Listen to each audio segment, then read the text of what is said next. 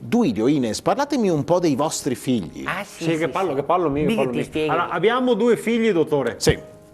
Uno femmina e un altro no, che praticamente hanno 29 anni. Tutti e due Perché 29. sei gemelli, sei Sì, sì. gemelli. Sono gemelli. Sì, Gemelli, sono nati sì. stesso periodo. Stesso giorno proprio? Stesso giorno proprio, sì. Sì. E praticamente una si chiama Tamara, Sì. che sarebbe la femmina, Sì. e invece l'altro che non è femmina è Toma. Thomas. Tamara e e Toma. No, Toma. Toma. Thomas. Senza la S. Sì, Sì, è uno, non ci va a S, no. Cioè, se è 2, 3, ora è plurale, e ora quello va a S. Se no, Se no, no, cinque, anche a uno. me per esempio mi chiamo Ine senza S, perché sono singolare. Se era plurale mi scappavo da casa, capisci? Tamara è un genio, ha già fatto 2 lauree, 2 lauree. che pagami, ha fatto benissimo. il masterizzatore, masterizzatore. e anche il dottor House Il ha dottor fatto. House. E, Sì, e sì. dopo è andata a Londra, adesso sta lavorando, chi sta facendo una ricerca, come se che si dice, ricercatrice agraria. Molto bello, interessante, no? Sì, sì, sì. Cosa fa nello specifico? E va in cerca di sta roba, se 2 anni che si deve fare sta ricerca, e ancora meno ho capito cosa chi ha perso. Ma Duilio, non c'è chi ricerca chi ha perso una sapa a Londra di ricercatrice agraria.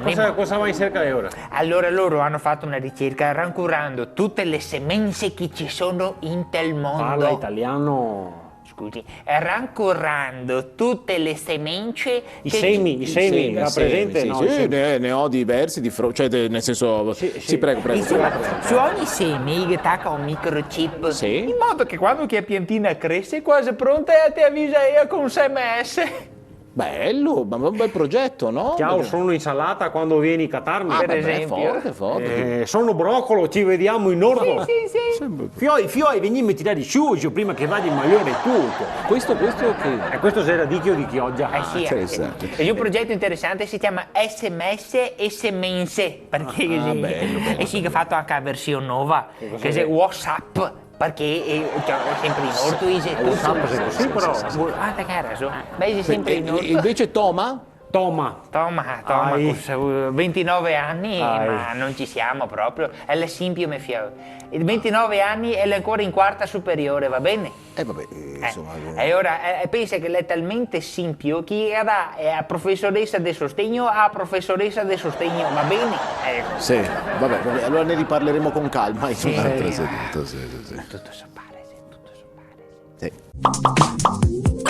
Salve signorina, grazie di essere qui oggi. Hi, thank you. Lei sa che stiamo selezionando una figura che si occupi dei rapporti con i clienti all'estero. Yes. Ecco, vedo che lei è madrelingua inglese. Yes. Sì, yes, però se potesse dire qualcosa anche in italiano. Perché... Okay. If you want, I can speak Italian. No problem. Sì, perché preferirei farle il colloquio in italiano, se fosse possibile. Okay. Sì. If you want, Sì, certo che sì, se può parlare C'è mio padronanza totale delle entrambe le lingue, cioè difficoltà zero, problemi zero. Tu che ti applicare, dimmi, non ho problemi, cioè. It's the same equal. It's the same equal. Sei quelli stesso, italiano di Sì. Madrelingua inglese e padrelingua invece da Porto Marghera. No, però che è quasi in broadcast, ecco. È quasi da un paesetto là attaccano, non so se te lo conosci però. Si chiama Bayan. Beh, Boyon, sì. Bayan. è pronuncia corretta, non è Boyon.